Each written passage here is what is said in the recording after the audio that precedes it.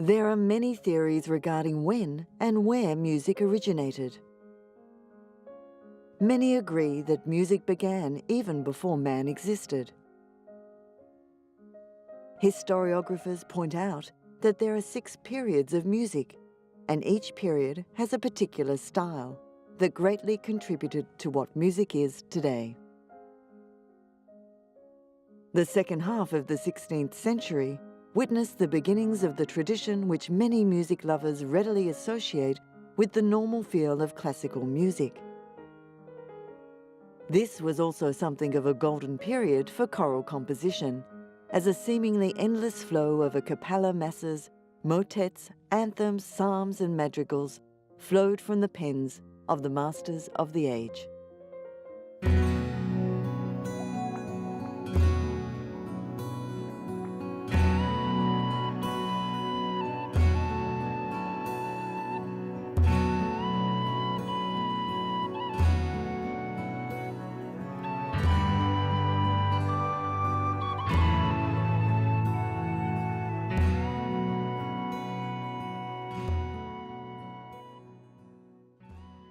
For many people, Beethoven is the greatest composer who ever lived. His music reveals a titanic personality, both vulnerable and belligerent, comic and tragic, and above all, heroic, as he comes to grips with perhaps the greatest disability a musician can suffer. No man's music is more universal. Few men's lives are more inspiring. In every sense but one, his modest height, he was a giant.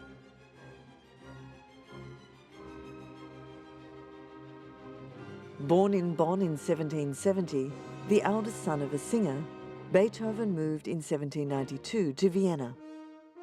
There he had some lessons from Haydn and others, quickly establishing himself as a remarkable keyboard player and original composer. By 1815, increasing deafness had made public performance impossible and accentuated existing eccentricities of character. Beethoven did much to enlarge the possibilities of music and widen the horizons of later generations of composers. To his contemporaries, he was sometimes a controversial figure, making heavy demands on listeners by both the length and the complexity of his writing, as he explored new fields of music.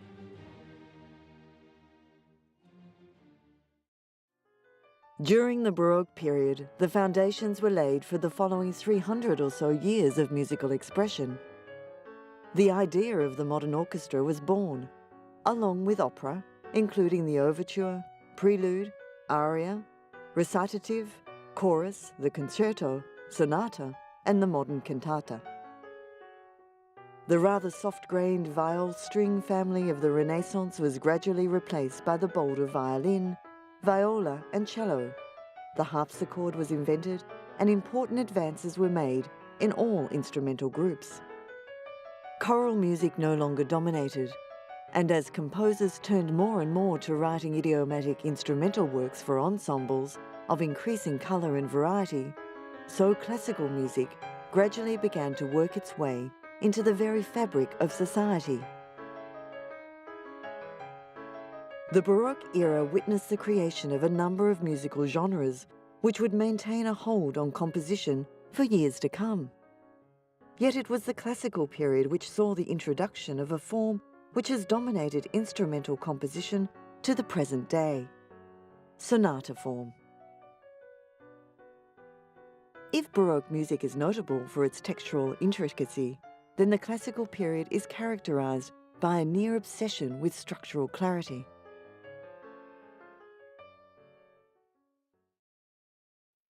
Grandiose and glamorous, Baroque music stands alone, written to glorify the finest courts of Europe, in Italy, France, Germany, England, Austria, and even far-flung Spain.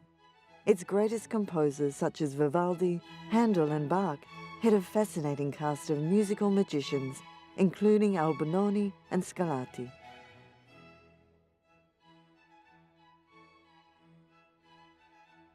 Their lives are as intriguing as their music.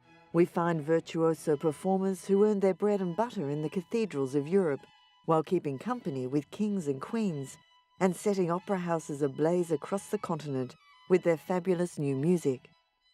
The Baroque era is rich in musical detail of the time, set against some of the greatest events in history.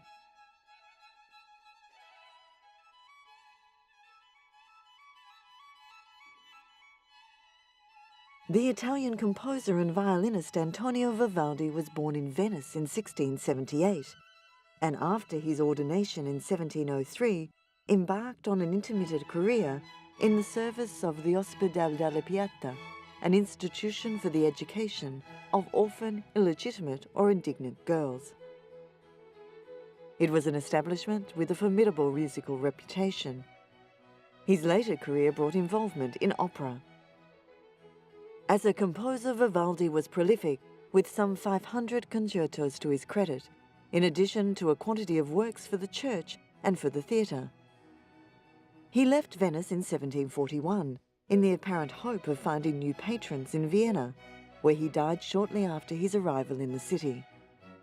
The surviving church music of Vivaldi includes the well-known Gloria, in addition to a number of settings of psalms and motets.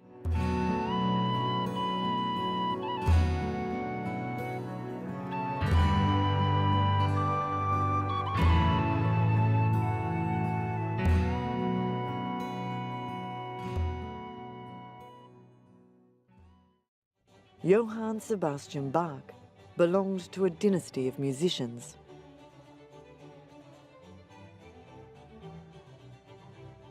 In following inevitable family tradition, he excelled his forebears and contemporaries, although he did not always receive in his own lifetime the respect he deserved.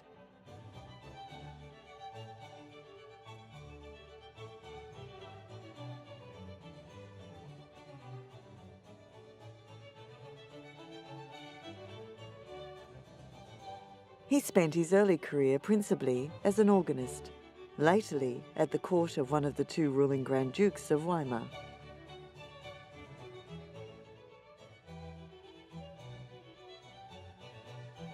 In 1717, he moved to Cothen as court cablemaster to the young Prince Leopold, and in 1723 made his final move to Leipzig, where he was employed as cantor at the choir school of St. Thomas, with responsibility for music in the 5 principal city churches.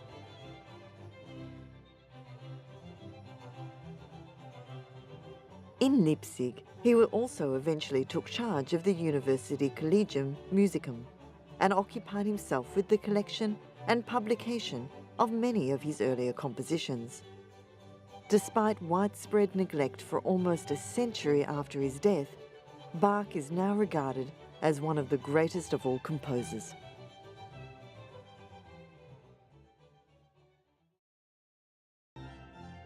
Born in Germany in 1685, Handel studied briefly at the University of Halle before moving to Hamburg in 1703, where he served as a violinist in the opera orchestra and subsequently as harpsichordist and composer. From 1706 until 1710, he was in Italy, where he further developed his mastery of Italian musical style.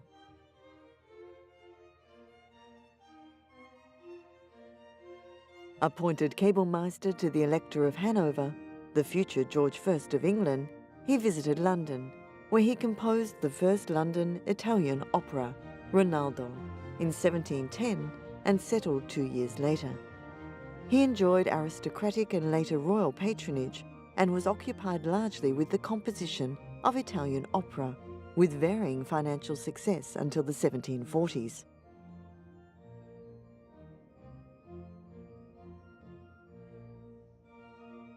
He was successful in developing a new form, English oratorio, which combined the musical felicities of the Italian operatic style with an increased role for the chorus, relative economy of production, and the satisfaction of an English and religious text.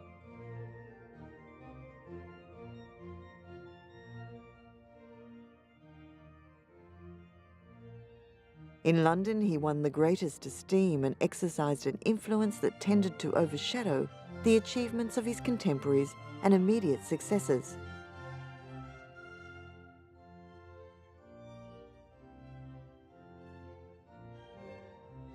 He died in London in 1759 and was buried in Westminster Abbey in the presence of some 3,000 mourners.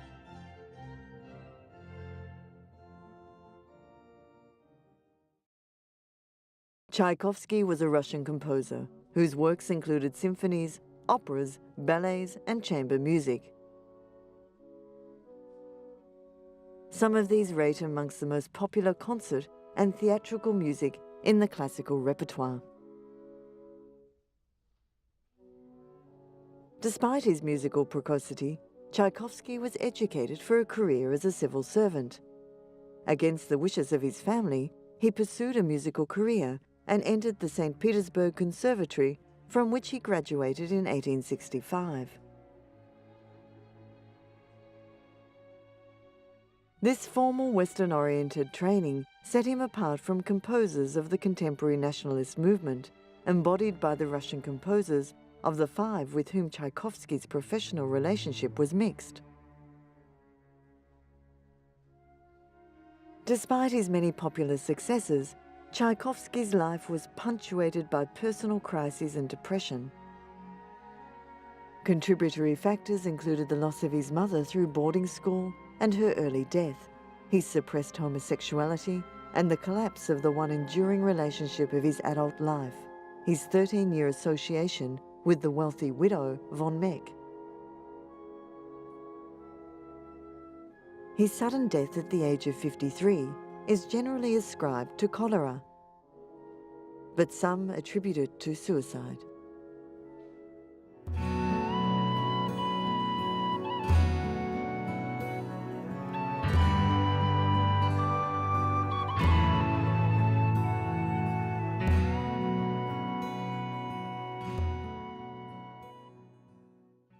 The seeds of the classical age were sown by a number of composers whose names are now largely forgotten, such as Schobert and Hohner, both Germans largely active in Paris.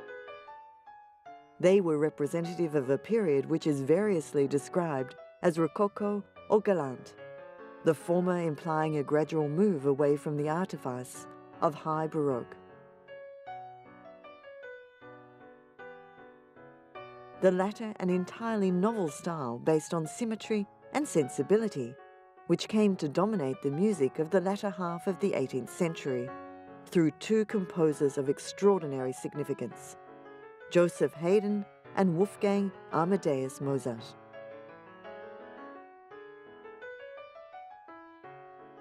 As the classical period reached its zenith, it was becoming increasingly clear, especially with the late works of Beethoven and Schubert, that the amount and intensity of expression composers were seeking to achieve was beginning to go beyond that which a classically sized orchestra or piano could possibly encompass.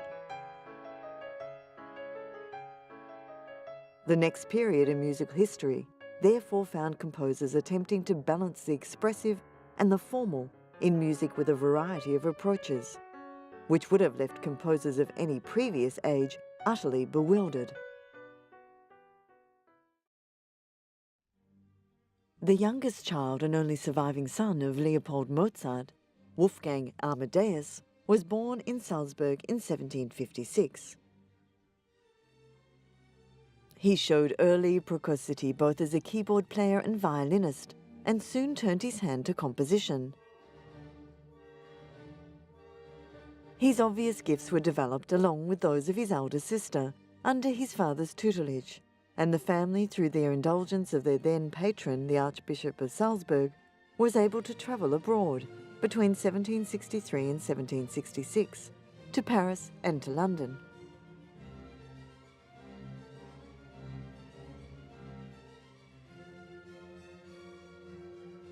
A series of other journeys followed with important operatic commissions in Italy. The following period proved disappointing to both father and son, as the young Mozart grew to manhood and was irked by the lack of opportunity and lack of appreciation of his gifts in Salzburg. A visit to Munich, Mannheim and Paris in 1777 and 78 brought no substantial offer of other employment, and by early in 79 Mozart was reinstated in Salzburg, now as court organist.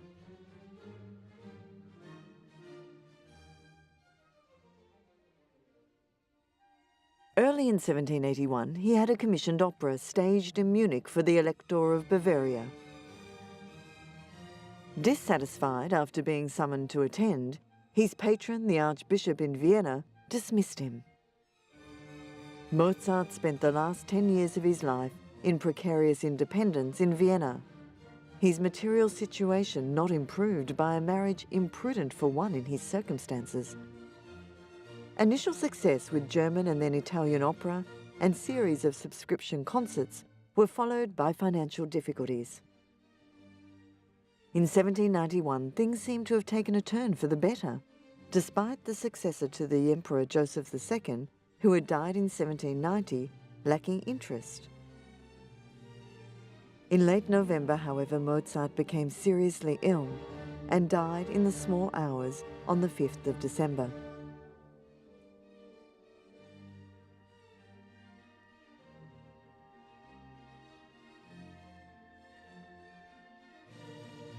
As he lay dying, Mozart was joined by his friends to sing through parts of a work that he'd left unfinished.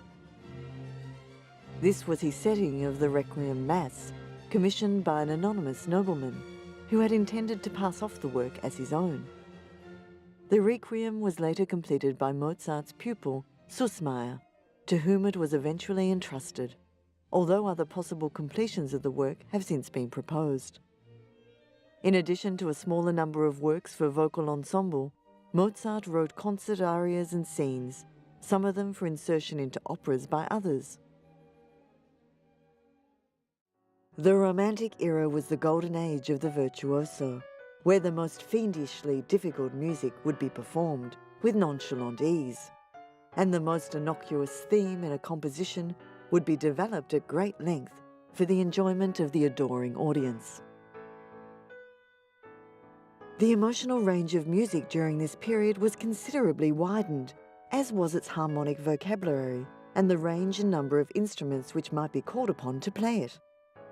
Music often had a program or storyline attached to it, sometimes of a tragic or despairing nature. The next 100 years would find composers either embracing wholeheartedly the ideals of Romanticism or in some way reacting against them. With the honourable exceptions of Brahms and Bruckner, composers of this period shared a general tendency towards allowing their natural inspiration free rein, often pacing their compositions more in terms of their emotional content and dramatic continuity rather than organic structural growth. This was an era highlighted by the extraordinarily rapid appearance of the national schools and the operatic supremacy of Verdi and Wagner. The eventual end of Romanticism came with the fragmentation of this basic style, composers joining schools of composition, each with a style that was in vogue for a short period of time.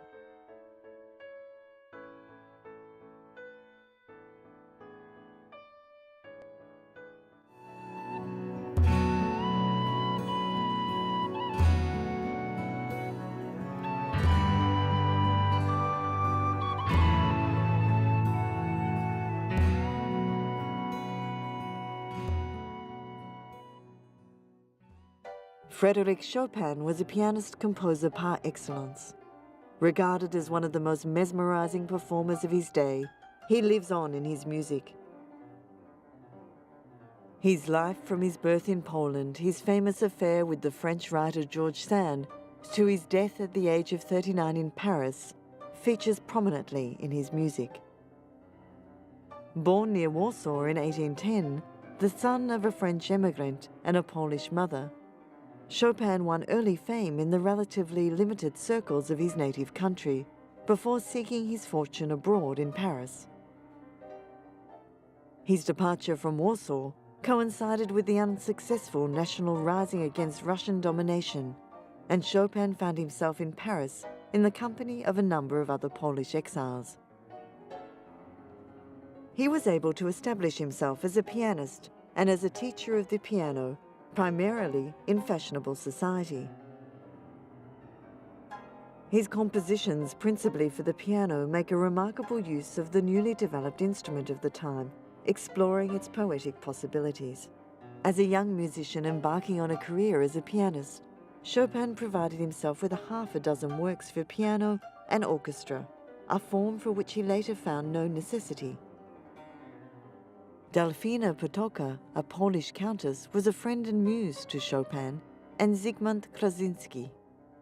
Potocka's friendships with Chopin and Krasinski are immortalized in their correspondence and in numerous works that the two artists created in her honor, including poems by Krasinski and Chopin's famous Minute Waltz. Chopin met the novelist George Sand at the Hotel de France, but he did not take to the dark, dignified and cold Sand. However, on December 13, he invited her to attend a soirée he was giving. He and Liszt played and George Sand smoked a cigar. Chopin was both fascinated and repelled by her outspoken beliefs, and the two later became interested in each other. Gossip about their relationship, however, made living in Paris more difficult, and they decided on a trip to Mallorca and its warmer climate. The islanders did not accept the sojourners, and this was probably the beginning of the end of the relationship. Chopin's possessiveness and jealousy did not help, and although they remained together for several years, the end came after Sand published Lucrezia Floriani, a thinly disguised account of their affair. Jane Stirling was a Scottish amateur pianist who is best known as a student and later friend of Chopin. Two of his nocturnes are dedicated to her. She took him on a tour of England and Scotland in 1848 and took charge of the disposal of his effects and manuscripts after his death in 1849. While there is no evidence that they were lovers, she was often referred to after Chopin's death as Chopin's widow. Chopin had told Jane Stirling that she was the only one who knew his true date of birth. She wrote it down and placed it in a box, which is buried with him in Père Lachaise Cemetery. On the first anniversary of his death, she scattered over Chopin's grave some Polish soil that she had obtained from his sister. On the 15th of October 1849, when his condition took a marked turn for the worse, his numerous visitors were asked to leave. He asked Delfina Potocka to play sonatas. On the 17th of October, after midnight, the physician leaned over him and asked whether he was suffering greatly. "Not anymore," Chopin replied. He died a few minutes before 2 o'clock in the morning. Man is a fortunate species. Over thousands of years, our intelligence has given us tools and technology, art and science, society and civilization. We now possess a treasure house of man's great achievements.